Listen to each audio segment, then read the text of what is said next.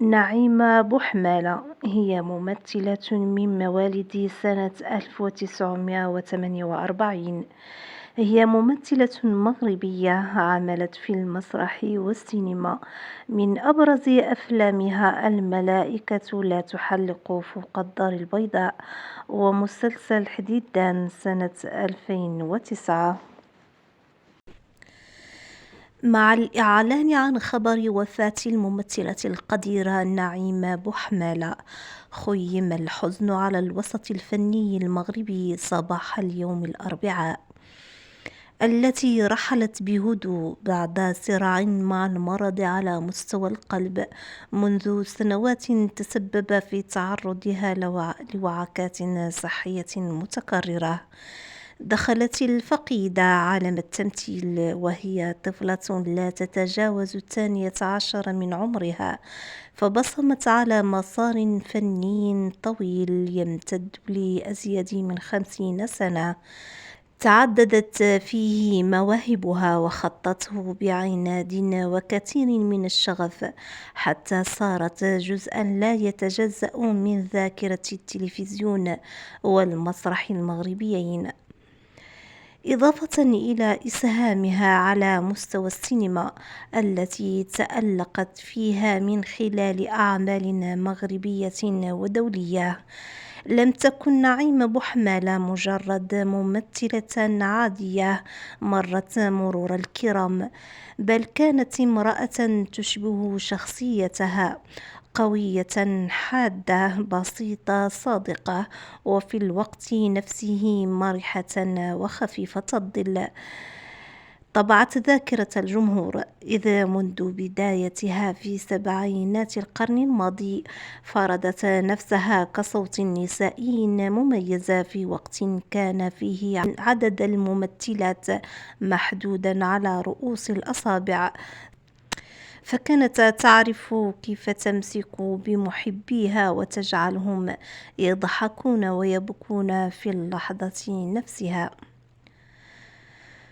تعد الفقيدة واحدة من أبرز رواد الفن المغربي ورمزا من رموزه الكبار، نجمة شقت طريقها بصبر وتفان منذ بدايتها في سبعينات القرن الماضي. برزت بسرعة موهبتها الكبيرة وقدراتها الاستثنائية على تجسيد شخصيات مركبة تجمع بين الكوميديا والتراجيديا لتصبح واحدة من أكثر الممثلات حضورا في ذاكرة المغاربة، انطلاقا من مسرحيتها الجريئة إلى أدوارها المتميزة. فظلت وفية للفن تشتغل بشغف لا ينطفئ. شاركت بوحمالة التي عايشت فترة المقاومة وعاصرت 3 ملوك في العديد من الأعمال الفنية التي لاقت نجاحا كبيرا، منها 6 من 60، الدار الكبيرة، اللعب مع الذئاب، عندك ميلود، و55 انكسار. كما تألقت في المسرح والسينما مما جعلها من أبرز الوجوه الفنية في المغرب. لكن وكما هي الحياة، لم يكن طريقها مفروشا بالورود، ففي السنوات الأخيرة عانت من وعكات صحية أضعفت جسدها لكنها لم تنال من روحها، فتعرضت لأزمات قلبية متتالية وتراجع في الفرص الفنية، وبطالة قاسية دفعتها إلى طرق أبواب جديدة، منها إطلاق قناة على موقع يوتيوب أطلعت من خلالها على جمهورها بعفويتها المعهودة، محاولة كسر عزلتها وإثبات أن الفن لا يحصر في خشبة أو شاشة، قبل أن تتراجع عن ذلك وتكتفي بمشاركات بسيطة في بعض الأعمال. ونعى مجموعة من الفنانين المغاربة زميلتهم فقيدة الساحة الفنية عبر صفحاتهم الإلكترونية الرسمية، من بينهم رشيد الوالي الذي عبر عن حزنه الشديد لرحيل فنانة مغربية قديرة وأصيلة، مشيرا إلى أنها لم تكن فقط ممثلة، بل كانت مرآة للمرأة المغربية البدوية الحقيقية التي تعرفها كل الأسر المغربية. فكانت عفويتها درسا، وصدقها مدرسة، وحضورها لا يشبه إلا البدايات النقية التي لا تصطنع ولا تفتعل.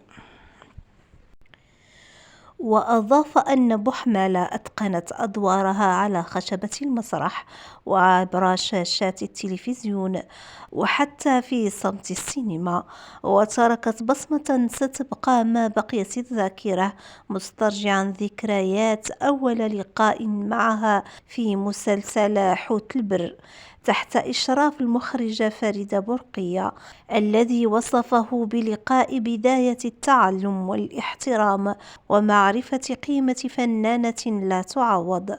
ووصف الوالي الراحلة بالأم على الشاشة وصوت من أصوات الأرض، ورفيقة دربه في رحلة الفن.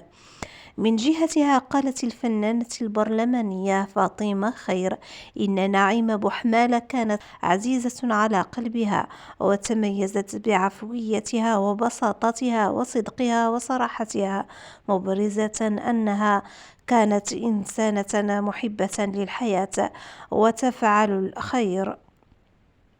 ونعت الممثلة نجاة الوافي الراحلة القديرة قائلة إن الساحة الفنية فقدت واحدة من رموز الفن المغربي، التي كانت فنانة وامرأة رائعة بعفوية قل نظيرها. وقد خلف نبأ وفاتها صدمة وحزنا عميقا في أوساط الفنانين والمثقفين، حيث سارع عدد من زملائها ومحبيها إلى نعتها بكلمات مؤثرة، ومستذكرين محطات مضيئة من عطائها الإبداعي، ومشيدين بأخلاقها العالية ومكانتها الراسخة في قلوب الجمهور. فالفنانة القديرة نعيمة بوحمالة في ذمة الله، إنا لله وإنا إليه راجعون. تعازينا الحارة لجميع أفراد العائلة. فالراحلة نعيمة بوحمالة تعد من أعمدة التمثيل المغربي، إذ بصمت على مسيرة فنية حافلة بالأعمال المسرحية والتلفزيونية التي رسخت حضورها في ذاكرة المشاهد المغربي. تميزت بقدرتها على تجسيد أدوار مختلفة إلى جانب شخصيتها المحبوبة التي أكسبتها احترام الوسط الفني. فرحمك الله يا نعيمة.